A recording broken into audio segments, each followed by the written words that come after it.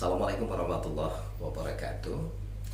Teman-teman mahasiswa dan semua yang ada dalam ruang virtual kali ini, saya Dr. Hanif Al-Qadri. Kembali kita lanjutkan analisis dan perbincangan kita dalam mata kuliah Kepemimpinan Pendidikan. Dan untuk hari ini kita akan bicara soal bagaimana trik atau taktik mempengaruhi orang lain atau mempengaruhi semua anggota agar mau melakukan apa yang kita lakukan. Meski sebenarnya melekat makna dari leadership itu sendiri atau kepemimpinan itu sendiri, dari awal kita sudah coba bahas dari segala sisi bahwa leadership adalah kemampuan seseorang, kemampuan Anda ketika menjadi seorang pemimpin untuk mempengaruhi siapapun yang ada di lingkungan Anda atau siapapun yang Anda pimpin agar mau melakukan, agar mau bekerja seoptimal mungkin demi mencapai tujuan lembaga atau apa yang Anda inginkan. Nah, sekarang lebih praktis atau secara teknis kita akan melihat sebenarnya kemampuan apa dalam proses mempengaruhi itu, atau lebih simpelnya kita akan coba melihat bagaimana sebenarnya taktik mempengaruhi para anggota agar mau melaksanakan apa yang kita inginkan. Karena memang sebenarnya tidak lucu juga ketika kita jadi pemimpin, sudah berbuih mulut ini bicara, sudah berulang-ulang kali menjelaskan atau mengatakan, menyampaikan ihwal kinerja atau segala sesuatu yang seharusnya, yang seyogianya dikerjakan oleh mereka, tapi justru nggak nyampe, justru tidak dilakukan seperti apa yang kita mau. Kalau toh mereka melakukan, hanya disebabkan karena takutnya mereka. Nah, sekarang sebenarnya kita kepengen ngelihat ada nggak sih taktik atau trik yang bisa digunakan oleh siapapun yang berada dalam konteks lembaga, yang berada pada posisi yang kita sebut sebagai leader. Boleh jadi Anda salah satunya next atau suatu saat nanti, mudah-mudahan. Amin ya rabbal alamin. Teman-teman mahasiswa dan untuk Anda semuanya, yang jelas kalau kita bicara soal leader, berarti kita bicara soal kepemimpinan, bicara soal kekuasaan atau power. Nah, kekuasaan dan taktik yang menjadi topik kita hari ini itu sebenarnya tidak lepas dari kemampuan kita mempengaruhi orang lain, mempengaruhi siapapun yang ada di orang-orang yang ada di lembaga kita. Ini dua hal yang sangat penting sebenarnya kalau kita bicara soal kekuasaan, bicara soal taktik. Dan ini menjadi satu hal yang krusial untuk kita pahami, khususnya untuk Anda para pemula atau orang yang lagi menanjaki proses menuju ke sana. Siapa tahu suatu saat Anda memang ada di posisi itu, sehingga apa? Wawasan ini, pengetahuan ini membuat Anda menjadi seorang calon pimpinan atau calon manajer yang barangkali akan jauh lebih berhasil karena disadari atau tidak oleh Anda atau oleh siapapun, kondisi ini atau apa yang akan kita berbincangkan selalu berhubungan dengan berbagai hal. Kalau sudah soal leadership, akan terkait langsung soal kekuasaan. Dan kekuasaan ini menjadi sebuah kekuatan yang akan menggerakkan organisasi, yang dikendalikan oleh si leader tadi. Ini dapat mempengaruhi, atau kekuasaan ini kalau dimanfaatkan sedemikian rupa, ini justru menjadi taktik si leader untuk berhasil mempengaruhi atau memimpin lembaga atau organisasinya. Jadi ternyata yang kekuasaan ini bisa menjadi salah satu trik yang kita bisa manfaatkan.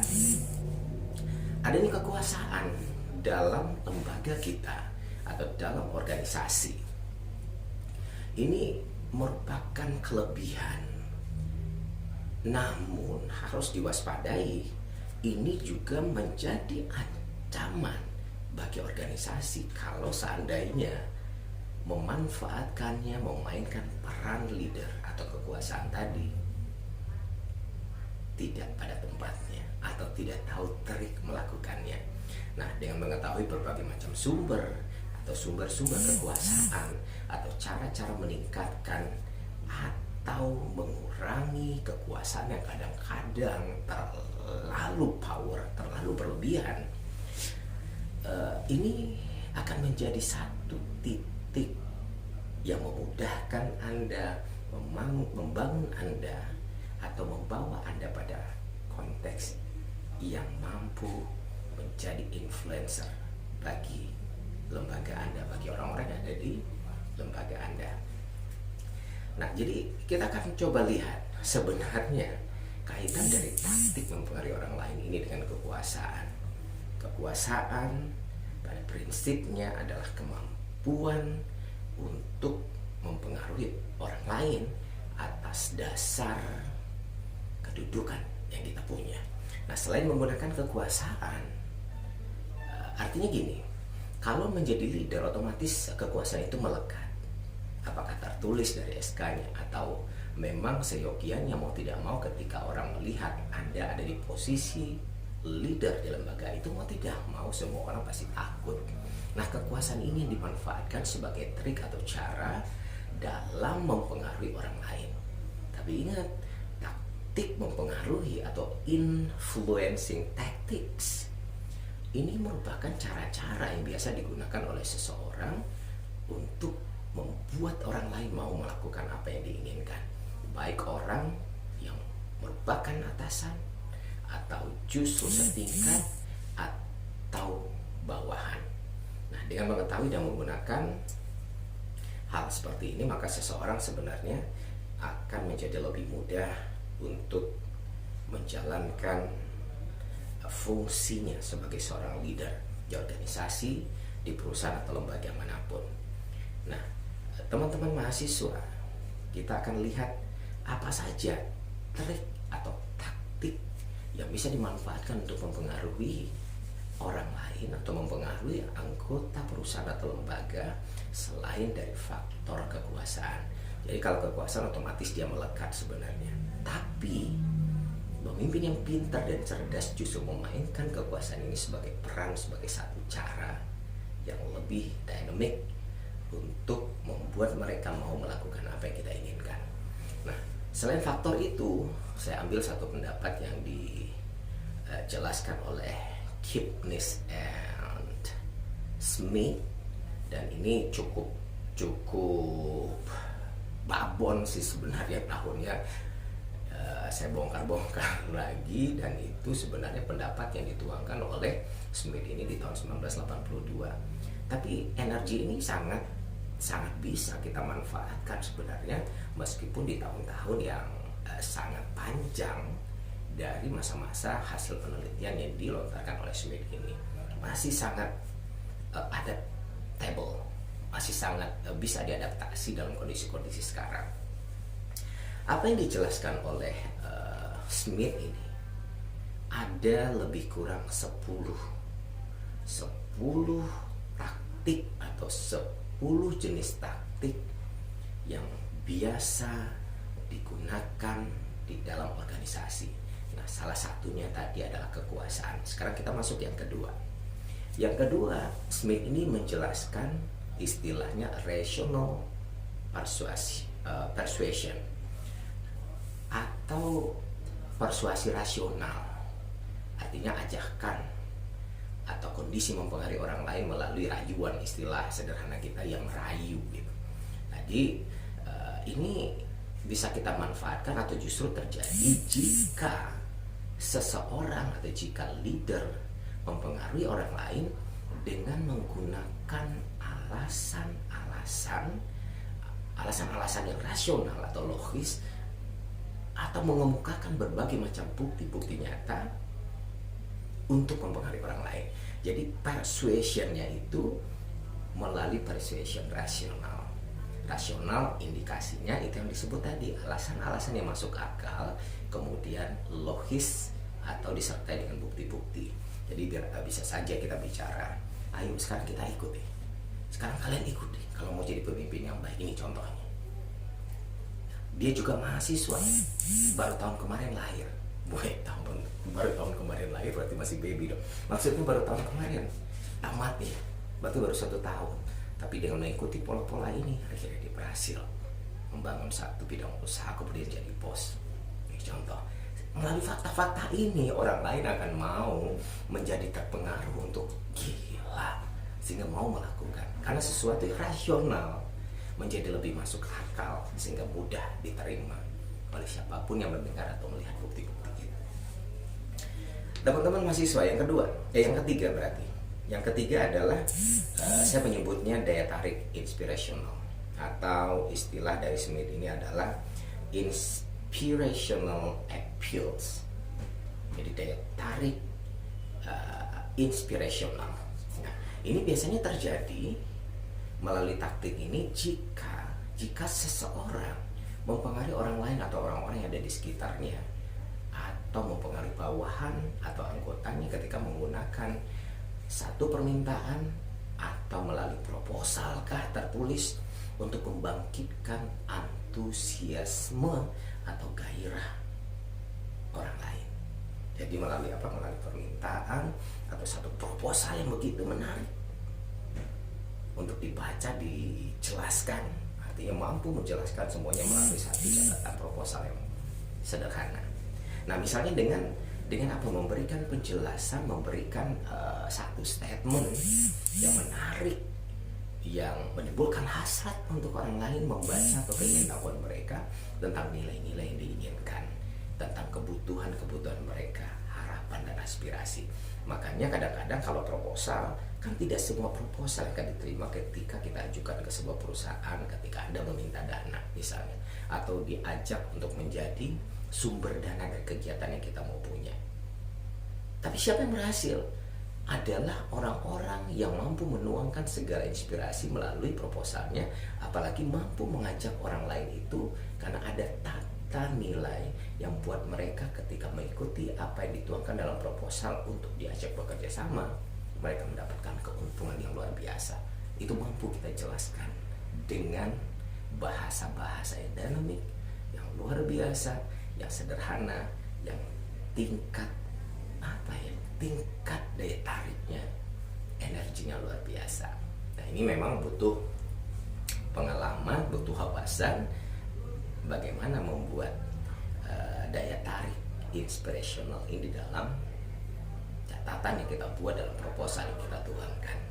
Ini adalah teknik yang ketiga atau taktik yang ketiga, mempengaruhi orang lain agar mau melakukan apa yang kita inginkan. Kemudian yang keempat, consultation atau konsultasi. Artinya apa? Taktik ini bisa dimanfaatkan jika seseorang mempengaruhi orang lain dengan cara apa? Konsultasi. Dasarnya berarti mengajak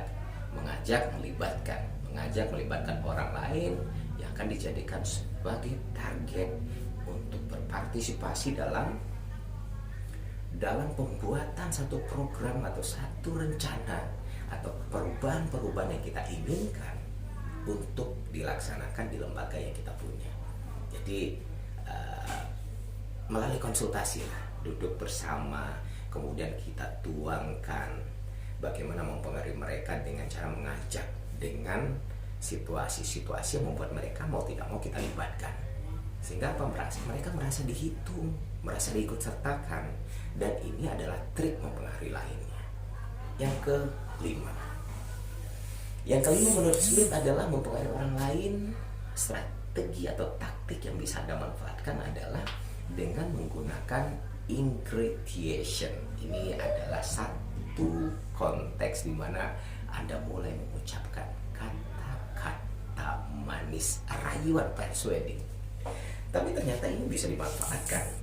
Terjadi yang namanya ingratiation ini adalah jika Anda atau jika seseorang leader mempengaruhi orang lain dengan menuangkan kata-kata atau menggunakan kata-kata yang membahagiakan, yang menyenangkan perasaan orang lain, atau istilah saya adalah rayuan manis, bukan gombal ya, rayuan-rayuan manis yang memberikan pujian kah namanya, atau sikap bersahabat atau kedekatan emosional dalam memohon sesuatu. Jadi kadang-kadang permohonan atau kata-kata indah, pujian-pujian juga menjadi trik mempengaruhi orang lain. Karena di muka bumi ini tidak satu pun manusia yang tidak ingin atau tidak bahagia ketika dipuji. Tapi jangan lebay, jangan terlalu berlebihan. Jangan sampai ada indikasi orang lain akhirnya paham bahwa ada maksud di balik pujian. Bagaimana membuat pujian ini menjadi statement-statement sederhana yang sangat manusiawi, yang tanpa disadari bahwa kita sebenarnya ingin melibas perasaannya agar mau mengikuti apa yang kita mau. Nah, itu menjadi trik lain. Jadi memang perlu dipelajari, bukan rayuan gombal sebenarnya. Yang keenam adalah personal appeals atau daya tarik pribadi lah. Nah, tapi ya ini tadi, yang tidak semua orang memiliki daya tarik pribadi atau personal appeals ini. Ini artinya adalah atau mampu dilakukan atau terjadi ketika seseorang mempengaruhi orang lain atau memintanya melakukan sesuatu karena merupakan temankah, atau karena dianggap loyal, atau karena sesuatu yang ada dalam dirinya sehingga orang sulit untuk menolak. Ada appeals dalam dirinya. Jadi ketika dibicara kok daya tariknya luar biasa gitu. Atau memang daya persahabatan yang Anda punya dengan teman Anda yang lain. Nah, itu juga bisa dimanfaatkan masuk dalam kategori personal appeals. Ya, kalau ada itu silakan manfaatkanlah. Atau memang ada yang senyumnya begitu indah, senyum menawan gitu. Kalau sudah bicara di depannya daya tarik luar biasa sehingga sulit untuk ditolak. Makanya kalau perusahaan biasanya kalau mencari para marketing atau marketer adalah orang-orang yang memiliki appeals, personal appeals ini. Senyumannya manis, tampilannya enak dilihat, parfumnya yang wangi, ketika bicara suaranya enak didengar. Nah, ini memunculkan kemudian cara berbicara, ada bagian-bagian dari badannya ini, body language namanya, yang memunculkan daya tarik secara psikologi tanpa diminta. Itu menjadi sesuatu yang termangu, orang yang mendengarkan menjadi termangu dan seakan-akan dihipnotis, akhirnya mau menandatangani. Ya itu tadi. Maka, dan termasuk para negosiator misalnya, adalah orang-orang yang memiliki personal appeals yang tinggi. Dan yang ketujuh, kita menyebutnya benar nggak sih istilahnya pertukaran, exchange. Pertukaran di sini artinya adalah seseorang mempengaruhi orang lain dengan cara memberikan pertukaran lah, saling menguntungkan kepada orang lain. Artinya ketika kita minta, orang jadi target ini akan kita pengaruhi. Ketika kita minta, kita juga harus memberikan imbalan atas kemauannya mengikuti permintaan kita. Jadi tidak untung sendiri. Nah, termasuk dalam proposal tadi yang kita ajukan, misalnya ada janji yang kita berikan bahwa ketika ini mau diberikan oleh yang bersangkutan, maka kita akan memberikan mereka kesempatan seperti ini, 1, 2, 3, 4, 5, sehingga nanti ditimbang-timbang. Yang namanya exchange ini imbang tidak, atau justru lebih menguntungkan, sehingga mau tidak mau atau justru mereka sangat tertarik untuk menerima tawaran kita. Nah, ini lagi-lagi ilmu marketing nih. Kemudian yang kedelapan adalah coalition atau koalisi. Ada semacam bujukan, bagaimana seseorang meminta bantuan dan dukungan dari orang lain untuk membujuk mereka yang akan kita jadikan target sebagai alasan agar mereka mau melakukan apa yang kita inginkan, khususnya orang-orang yang akan kita pimpin atau orang-orang yang menjadi target dari apa yang kita sampaikan tadi. Dua berikutnya sebagai penutup adalah yang kesembilan, berarti pressure atau tekanan. Ini terjadi ketika seseorang atau leader mempengaruhi orang lain dengan menggunakan ancaman. Jadi kaitannya dengan kekuasaan tadi. Meskipun negatif, tapi ini bisa dilakukan sebagai salah satu trik atau strategi untuk mempengaruhi orang lain agar mau melakukan apa yang kita inginkan, yaitu melalui ancaman, peringatan, permintaan berulang-ulang dalam meminta sesuatu. Oke, kalau sekarang gini deh, Bapak mau nggak melakukan itu? Kalau tidak ya ini, resikonya ini. Atau you mau nggak melakukan ini dengan kondisi-kondisi seperti ini, dan akibatnya ini, kalau ini tidak diterima, ini menjadi akibatnya. Nah, jadi mau tidak mau orang mikir untung ruginya, menolak atau justru menerima. Tapi lagi-lagi meskipun pada konteks yang nilai negatifnya banyak, tapi untuk kondisi sekarang ini justru banyak dimanfaatkan orang lain, yang namanya pressure. Nah, terakhir, taktik atau teknis yang bisa dimanfaatkan, yang bisa Anda manfaatkan, yang Anda gunakan sebagai leader untuk mempengaruhi orang lain, kita menyebutnya, atau Smith tadi menyebutnya legitimasi. Kalau saya, istilah saya adalah pengesahan atau bagaimana mengesahkan. Konteks ini atau legitimasi ini terjadi jika seorang leader atau jika seseorang mempengaruhi orang lain dengan menggunakan jabatannya, dengan menggunakan kekuasaan yang dimilikinya, atau dengan mengatakan bahwa satu permintaan adalah sesuai dengan kebijakan atau aturan organisasi. Jadi ya lagi-lagi agak mirip-mirip lah dengan pressure tadi atau kekuasaan. Ini menjadi trik. Jadi tiga ini menjadi trik yang agak-agak penuh tekanan atau ada sisi negatifnya, tapi mau tidak mau banyak dimanfaatkan orang lain sebagai trik untuk mempengaruhi orang lain. Jadi pressure, legitimasi, dan kekuasaan. Tiga hal ini meskipun negatif menjadi trik paling jitu yang dimanfaatkan oleh leader. Oke, dari 10 trik ini barangkali ada beberapa trik atau satu trik yang menarik perhatian Anda. Ya silakan dimulai, dimanipulasi dari sekarang, diuji cobakan sehingga ini menjadi kekuatan Anda sebagai seorang leader nanti. Dan 10 ini juga menjadi pilihan sebenarnya yang bisa dimanfaatkan ketika ada di posisi itu, sehingga kita bisa manfaatkan untuk kondisi atau menghadapi orang-orang tipikal ini. Kira-kira teknik yang mana, taktik yang mana barangkali paling cocok untuk dipakai. Oke, teman-teman mahasiswa semuanya, dan untuk Anda yang ada di ruang virtual kali ini, kira-kira berhasil nggak sih? Ada catatan, ada kasus tertentu nggak sih yang mengindikasikan bahwa trik-trik yang disampaikan oleh Smith ini berhasil? Ini adalah hasil penelitian yang panjang, dan melalui satu treatment yang dilakukan atas penelitian itu, saya menemukan satu kasus yang mengindikasikan keberhasilan terkait dengan taktik mempengaruhi orang lain atau anggota, dan ini dilakukan di Cina. Yang jelas gini, satu studi, satu penelitian yang mempelajari perbedaan perilaku yang dilakukan oleh para pimpinan, para manajer di Cina daratan, Taiwan, Hong Kong, termasuk Cina, itu menemukan bahwa 3 subkultur atau culture yang berbeda dalam taktik mempengaruhi bawahannya atau taktik mempengaruhi orang-orang di sekitar mereka.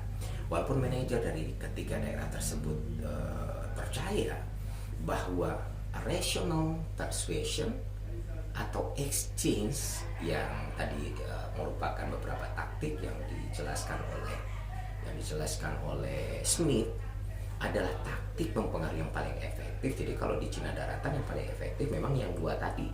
Biasanya adalah rational persuasion, dan yang kedua adalah taktik exchange. Nah, ini yang paling dominan, yang paling berhasil dilakukan di sebagian perusahaan besar yang ada di daratan Cina daratan maksudnya. Tapi yang jelas taktik taktik mempengaruhi yang paling efektif manajer khususnya di Taiwan dari kasus-kasus yang ditemukan cenderung menggunakan yang tadi kita bahas kaitannya dengan inspirational appeals. Dan satu lagi hasil penelitian itu untuk Taiwan juga selain inspirational appeals adalah ingratiation. Nah ini lebih banyak memang membawa keberhasilan yang digunakan oleh para manajer di Cina daratan khususnya Hong Kong dan Taiwan, dan manajer-manajer di pada umumnya Cina daratan lah. Sehingga apa yang dijelaskan oleh Robin terkait hal ini, Robin and Judge, bahwa perbedaan-perbedaan dalam taktik, dalam teknis, dalam strategi mempengaruhi orang lain itu membuat hubungan bisnis di satu sisi menjadi sulit, tetapi pada sisi yang lain ini memberikan dampak dan keuntungan yang besar bagi perusahaan atau lembaga. Nah, perusahaan-perusahaan atau lembaga manapun termasuk lembaga pendidikan sebenarnya harus memahami ini, memahami konteks ini, teknik demi teknik atau taktik demi taktik yang 10 tadi, misalnya dengan membuat mereka untuk mempelajari, mendalami, bahkan mempraktekkan teknik mana yang paling dominan, yang paling mereka yakini sebagai teknik yang lebih sederhana untuk dikuasai. Karena memang tidak semua teknik itu bisa dimanfaatkan oleh satu orang. Misalnya soal personal appeals tadi, bahwa tidak semua orang memiliki daya tarik personal. Jadi untuk orang-orang yang kaku, yang sulit beradaptasi dengan banyak orang, ketika menjadikan ini akan butuh waktu panjang. Karena personal appeals ini khususnya para marketing, para marketer dan negosiator wajib memiliki ini, sehingga untuk perusahaan dimanapun, apalagi perusahaan-perusahaan besar, menemukan para marketing atau para marketer ketika menerima lamaran, apalagi para negosiator, itu butuh energi panjang proses penerimaan mereka. Salah satu yang akan dikaji oleh para HRD untuk proses penerimaan itu adalah untuk melihat seberapa tinggi personal appeals yang mereka miliki. Jadi berbahagialah Anda ketika punya daya tarik pribadi ini. Dr. Hanifal Kadri pamit. Wassalamualaikum warahmatullahi wabarakatuh. Sampai jumpa.